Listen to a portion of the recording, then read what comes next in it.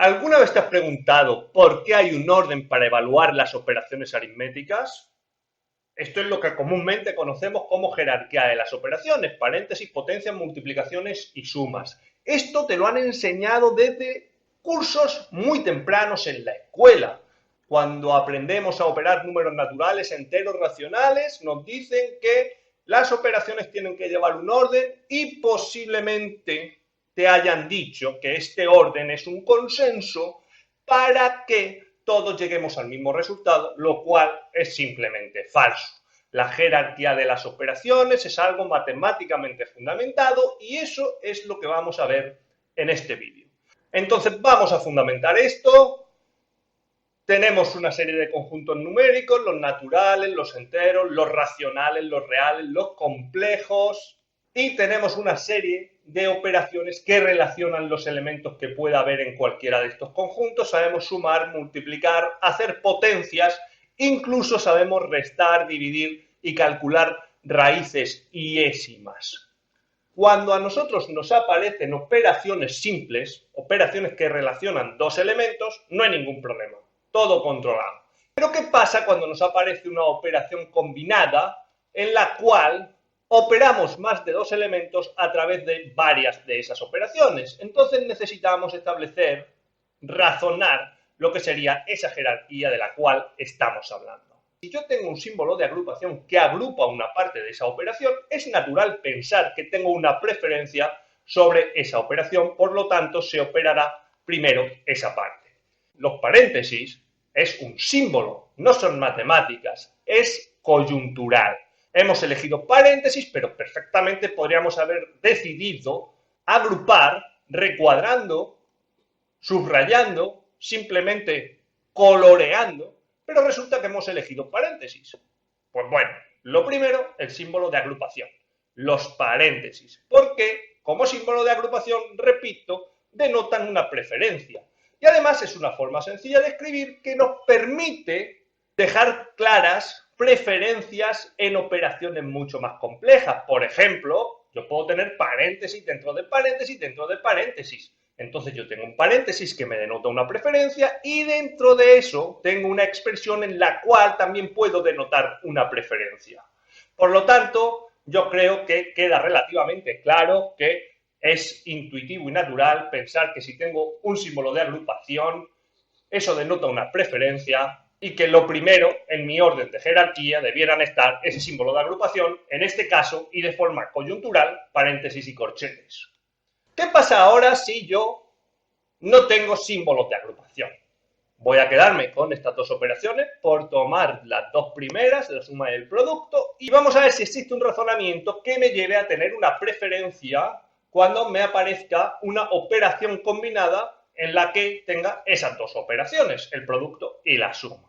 Obviamente, para poder tener una preferencia, necesito estudiar la naturaleza de las operaciones y cómo se interpretan. La suma la podemos interpretar como la operación que me permite determinar la cantidad acumulada a partir de dos conjuntos. Es decir, si yo tengo un conjunto con una cantidad X y un conjunto con una cantidad Y, la suma me permite decir cuántos elementos tengo en total sin la necesidad de volver a contar todos los elementos de este nuevo conjunto rojo. Pudiera suceder que yo tuviera una cantidad arbitraria de conjuntos con la misma cantidad de elementos y conjuntos con X elementos. En este caso, la suma, calcular el acumulado, se complica no solo en la escritura, sino también en el cálculo. Por lo tanto, yo defino una nueva operación, producto, que interpreto de la manera tener y conjuntos con X elementos. Y que digamos que resume tanto la escritura como el cálculo de una suma reiterada de cantidades repetidas. Y esto es lo que me permite poder interpretar X por Y como X más X más X Y veces. Obviamente, esto también lo podríamos interpretar como Y más Y más Y más Y X veces. Pero esto ni añade ni quita a lo que queremos decir. Por lo tanto, vamos a centrarnos en esta situación. Dicho esto, aquí es muy importante darse cuenta que esto es un igual. Es decir, cuando yo tengo el producto puedo ir a la suma y cuando yo tengo la suma puedo ir al producto. Es decir, que cuando yo tengo una cantidad A sumada B veces, entonces hemos dicho que lo puedo simplificar y decir que tengo B veces la cantidad A, escribirlo en forma de producto A por B. Si yo sumo C a cada una de las partes del igual, la igualdad no varía porque estoy añadiendo la misma cantidad a ambos lados de la igualdad. Y en este sentido yo creo que la cosa queda bastante clara. Aquí tenemos un igual, la expresión de la izquierda es igual a la expresión de la derecha. Sin embargo, intuyo que cuando partimos puramente de la expresión A por B más C, muchos os preguntáis que por qué no se puede admitir que la suma tenga una prioridad sobre el producto. Entonces aquí sencillamente podemos preguntarnos cuáles serían las dos situaciones posibles de procedencia de esta operación. La primera procedencia sería que A le afectara solo a B y tuviéramos la cantidad B repetida A veces y le sumáramos la cantidad C. La segunda situación sería que tuviéramos la cantidad B más C repetida a veces, que es esa hipotética situación en la que le diéramos a la suma la preferencia sobre el producto. Si nosotros simplificamos esta primera expresión de aquí, por la forma en la que denotamos el producto, tenemos B más B más B más B, A por B más C, que es la expresión original que tenemos. Y si analizamos esta segunda expresión y hacemos una pequeña reordenación, seleccionamos primero los elementos B, os dais cuenta que tenemos A veces el elemento B sumando, por lo tanto, de la forma en que estamos interpretando el producto, nosotros podríamos perfectamente escribir que tenemos A veces el elemento B. Hacemos lo mismo con el elemento C también aparece a veces en esta suma, reordenamos, los juntamos y así podríamos decir que tenemos a veces el elemento C. Pero obviamente esta expresión de aquí abajo poco tiene que ver con la expresión original. Es decir, que dándole una prioridad a la suma sin ningún signo de agrupación, nosotros llegamos a una contradicción y diríamos que A por B más C sería lo mismo que A por B más A por C, cosa que no es cierta.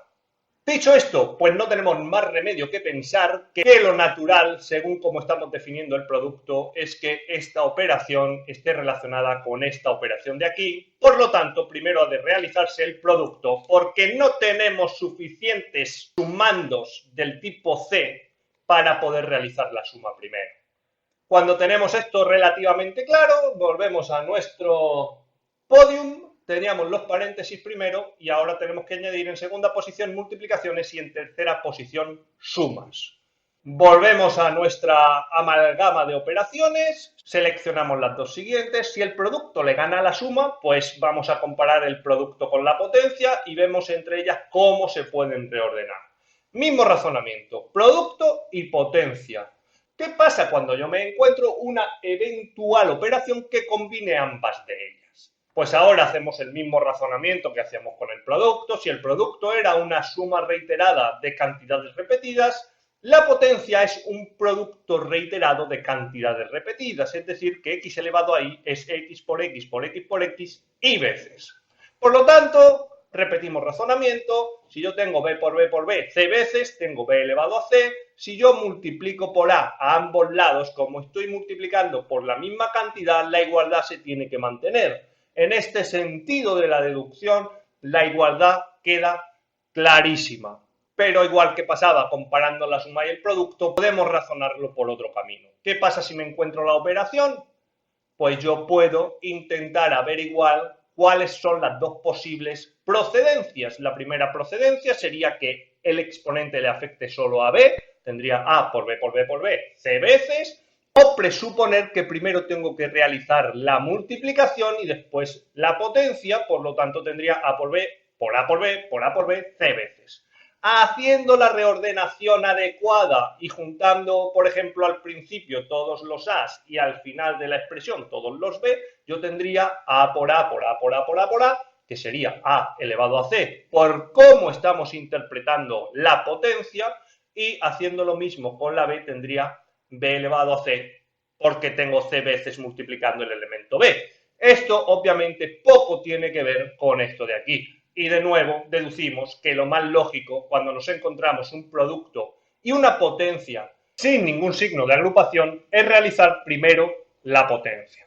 Volvemos a nuestro podium para establecer ese orden razonado en el sentido de las operaciones y resulta que la potencia le gana a la multiplicación, por lo tanto la multiplicación y la suma deben de quedar desplazadas y añadimos la potencia en segundo lugar. ¿Qué pasa ahora con las restas, las divisiones y las raíces?